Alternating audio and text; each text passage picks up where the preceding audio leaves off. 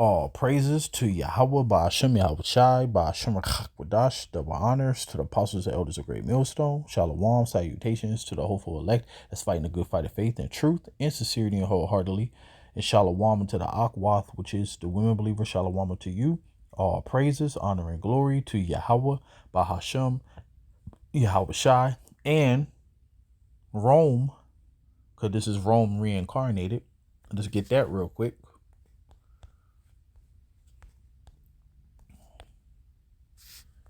Rome will fall. All right. Rome is falling and it will fall. So it says, and I saw one of his heads as it were wounded to death, and his deadly wound was healed, and all the world wonder after the beast. Okay. So everybody who wonder after the beast, everybody that's in admiration after the beast, it's not written in the book of life, as it say in Revelation 13:8. Okay, those who are not found written in the book of life wander after the beast. So you so enamored with this place, you so in love with America, and it's on a decline. And even though you can see that it's on a decline, people still love this place. People still not separating. Talk about you Israelites. The scripture says, "Rise up, for this is not your rest." All right, but you want to try to make this place your rest, and you're going to perish with it. So let's get into it. Democracy under threat because of this stuff. Under threat? Does it exist, Mark? I don't think it exists. It's a veneer. It's the end of the... It's the end of the Roman Empire. Now, matter of fact, let's go to for verse 11. Because this man know what he's talking about. Because he said, basically, does it exist? Democracy don't exist. Like, you got to understand, what do the word democracy mean? It means people rule. All right? Demo is people. Crazy or crossy is rule. All right? So Dr. Umar, he says something that always stuck with me. And I don't listen to him because he just a Pan-Africanist. All right? And the Lord is not dealing with Africanists. All right. So anyways, but one thing he always says that democracy is the illusion of inclusion. That's what it is. And that's why people go out there and vote, because they actually think that their vote count. They actually think that the government care about them. So it's an illusion. All right. And the Lord put a strong delusion on you that you should believe a lie because you did not love the love of the truth. OK, and that's scripture. But said, and I beheld another beast come out of the earth. This is talking about, we just read verse 3, right? The deadly wound was healed. So it says, and he had two horns like a lamb. That's the two political parties. And he spake as a dragon, which we are in that time now.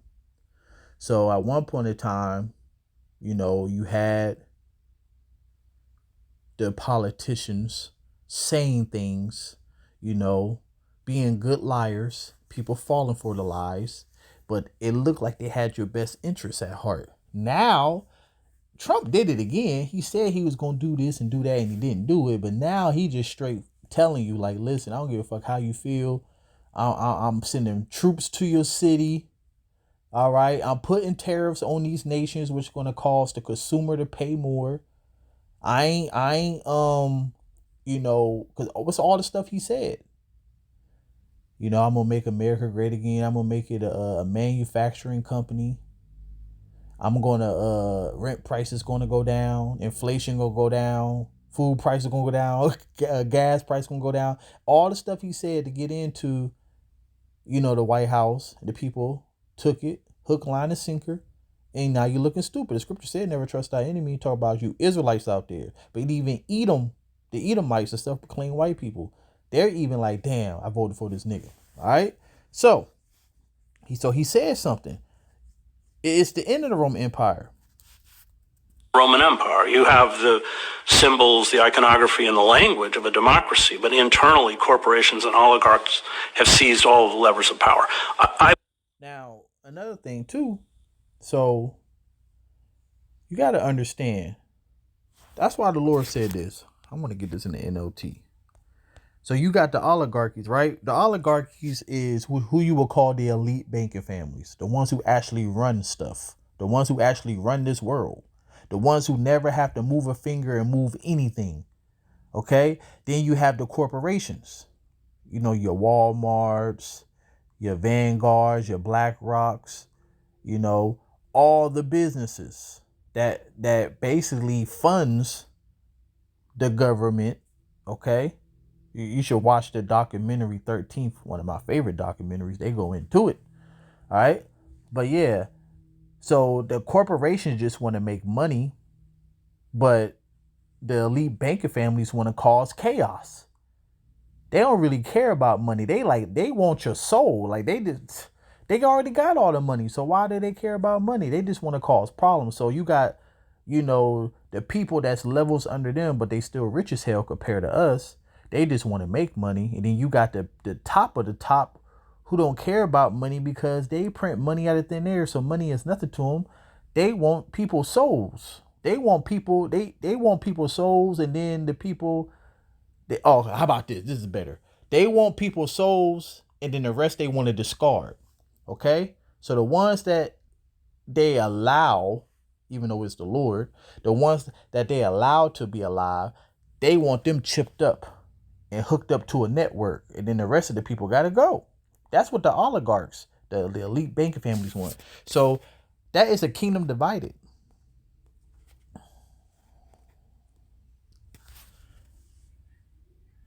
So it said, let me illustrate this further. Oh, shoot, it's 324. A kingdom divided by civil war will collapse. And ain't that on the horizon for those whose eyes are open? All right, because Trump sending all these Trump sending all these Trumps. But Trump sending all these troops to these cities, what you think that's going to eventually cause? We're going to get the scriptures. All right. Looked at this election as a battle between corporatists and oligarchs. Corporatists, the Democrats, they want something very different from oligarchs. Corporatists want stability. They want decorum, the kind of decorum that Obama had or Bush had, or Bush was an idiot, but at least he had some, you know, they could clean him up a little bit. And Biden, you know, whatever his cognitive failings were, because they want stability, especially in terms of trade agreements, because they make investments overseas.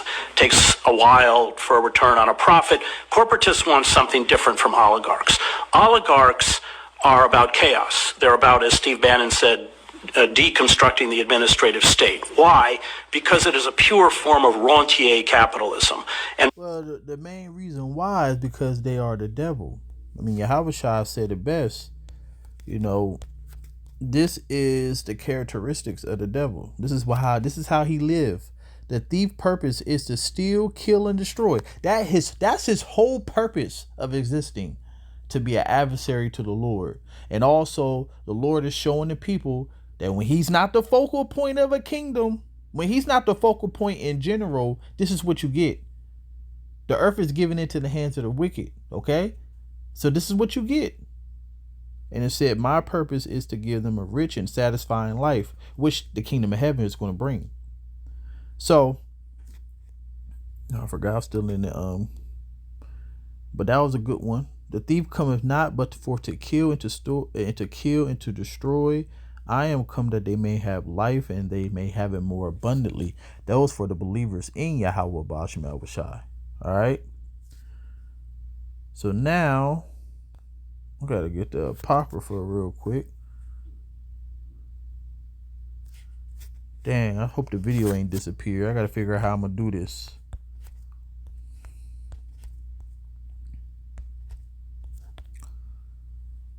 Let me see real quick. Hold on. So, like he said, let's go back a little bit. Different from oligarchs. Oligarchs are about chaos. Yeah, so when he's speaking of the oligarchs, he's actually talking about the Republicans. But see, what he don't understand and what the prophets do understand, you know, that is two wings, but is of the same bird. They both have bosses, and that is the elite banking families. They all have a script.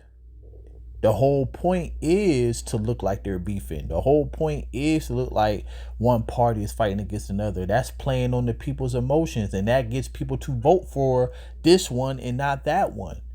And whatever one is supposed to win the presidency is going to win.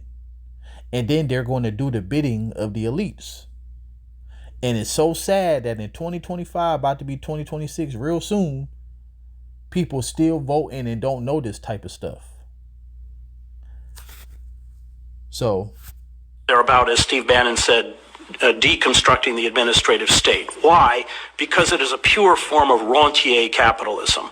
And by that, I mean that they make their money by setting up toll booths, Amazon, all of these digital media.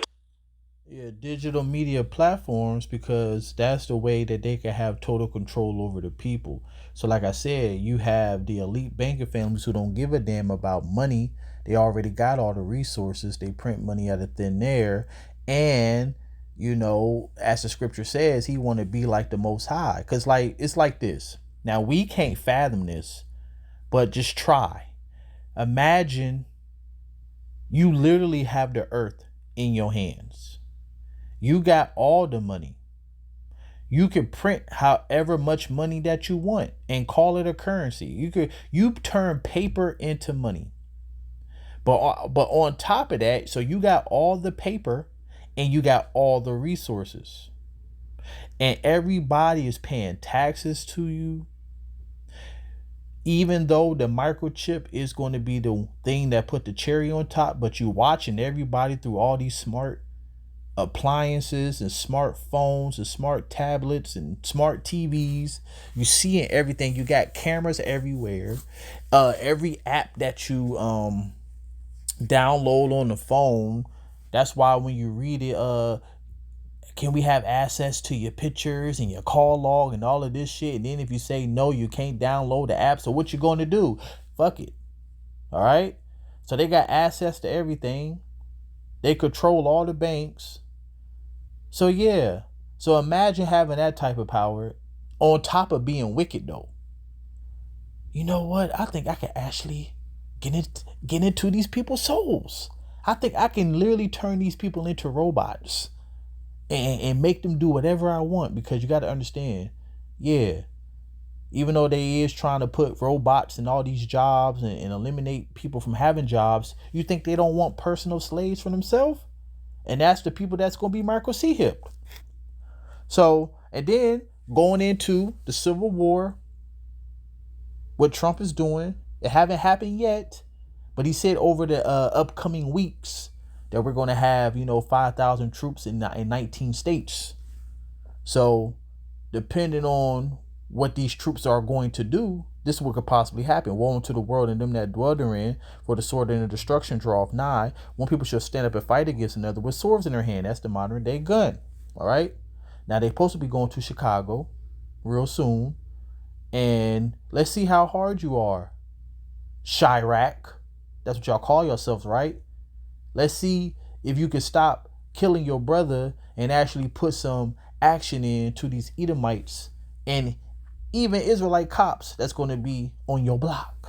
All right. We're going to see how tough you are now. And Lord willing, to do start something, because the quicker it start, the quicker we get the hell up out of here, and prophecy will be, fast tracking in a faster motion. So, for there should be sedition among men, because what's going to happen, even Edomites is complaining about what Trump is doing. So sedition is an uprising, a speech going against the government, inciting, an overthrow. That's why the scripture goes into it. For there should be sedition among men, invading one another. They should not regard their kings nor princes, in the course of their actions stand in their power. All right. So America is on the decline. Matter of fact, let's get that real quick.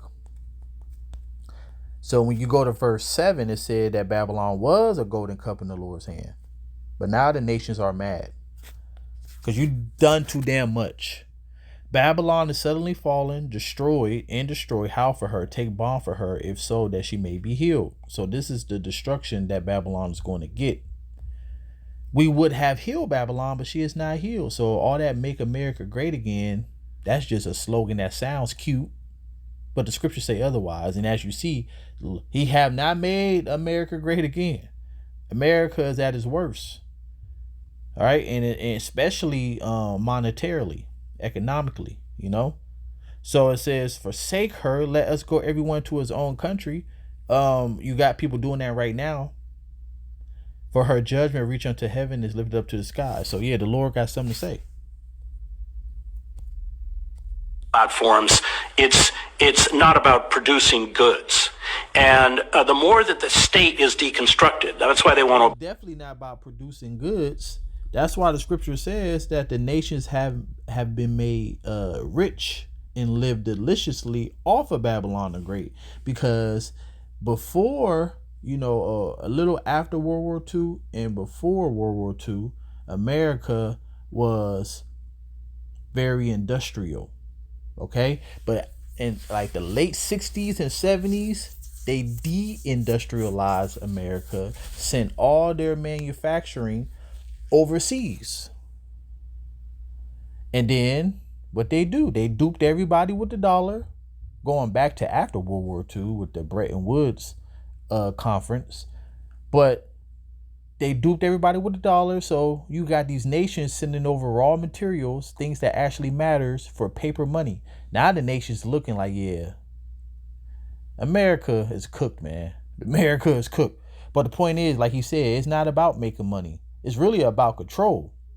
I'm telling you, he ain't going to tell you. The prophet's going to tell you what it's all about. It's about control.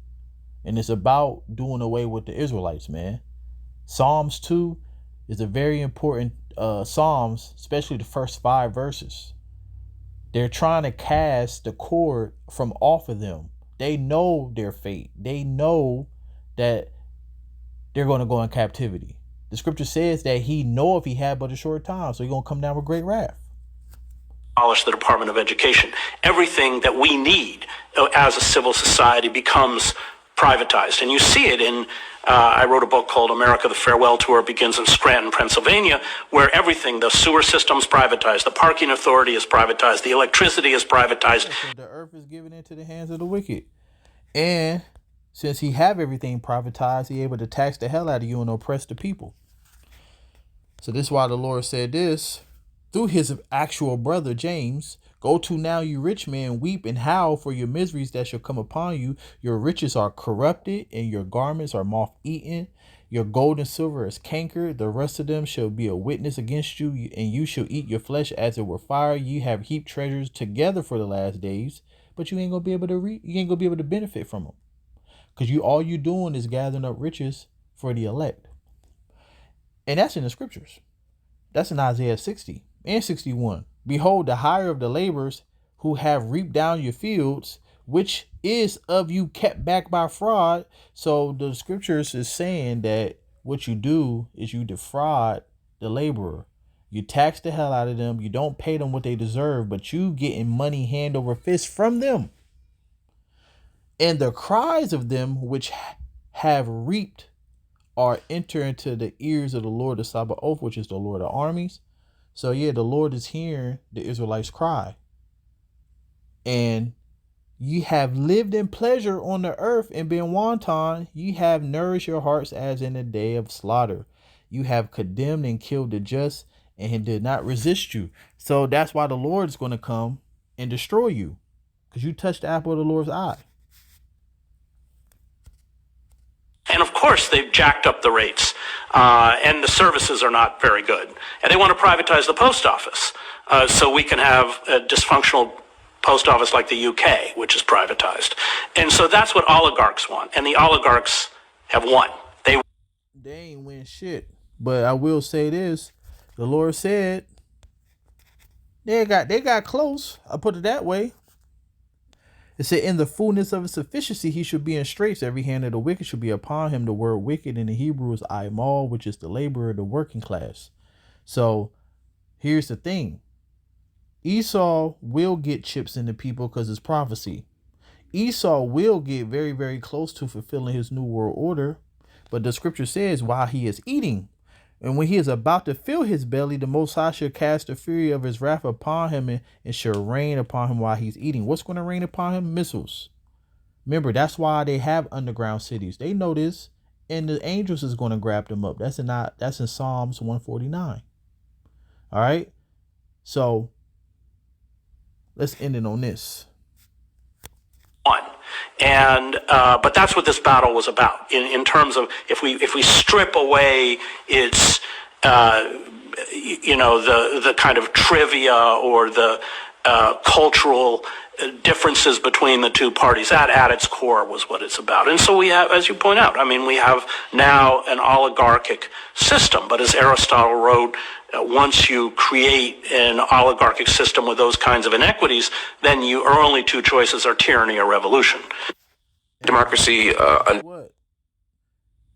The revolution, tyranny and revolution is coming. That's a sedition, and that's this devil coming down with great wrath. So it said, woe unto you that spoilest, and thou was not spoiled, and dealest treacherously, and they dealt not treacherously with you. When you shall cease to spoil, you shall be spoiled. And when you shall make an end to deal treacherously, because that's when you're going to be in the fullness of your sufficiency.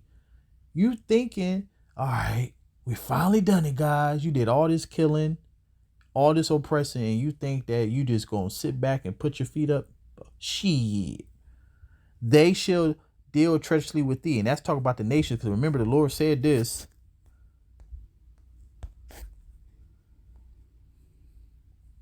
Oh, matter of fact, I think it's Ezekiel. I'm going to get straight to the point. Because the point, you can start from 5. But I think I want to start from maybe 9. But let me make sure. Yep. 7. Behold, therefore I will bring strangers upon you, the terrible of the nations, and they shall draw their swords against the beauty of your wisdom, and they shall defile your brightness. They shall bring you down to the pit, which is the grave, and you shall die the deaths of them that are slain in the midst of the sea. Wilt thou yet say before him that slayeth you, I am the Most High, but thou shalt be a man and no God, and him in the hand of him that slayeth you. So yeah, the scriptures even said that, these nations gonna get their payback. You've been ruling over them with rigor. That's why in Isaiah 14 it said, how have the oppressing cities ceased, the golden cities ceased? All right. Have you become weak as we? So that's how the nations, they licking their chops right now. But yeah, Rome is falling and will fall. And this is not a democracy. This is literally monarchy. You really could say that, because Esau and his family runs this, and the people is going to find out that you don't live in a democracy. I mean, to be honest, you really could call it a dictatorship with the looking of a democracy. That's better. A dictatorship with the looking of a democracy, because the banking families give scripts out to everybody. All right. That's why you got something called Operation Mockingbird. That's why the news say the same thing. The TV shows, they gotta show wickedness. The politicians gotta follow the script. So yeah, this is pretty much a dictatorship with the look of a democracy. So Rome will fall. Rome is falling and will fall. So seek ye out the Lord while he may be found, and shalom.